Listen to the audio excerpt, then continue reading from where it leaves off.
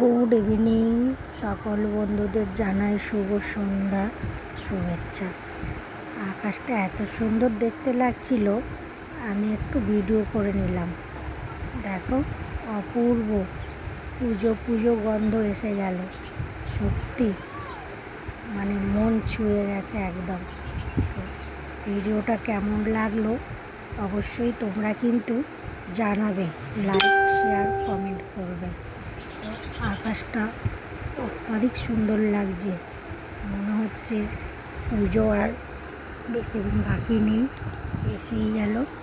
তো সন্ধেবেলায় একটু ছাদে উঠেছিলাম, ভিডিওটা করে আমার বেশ ভালো লাগলো।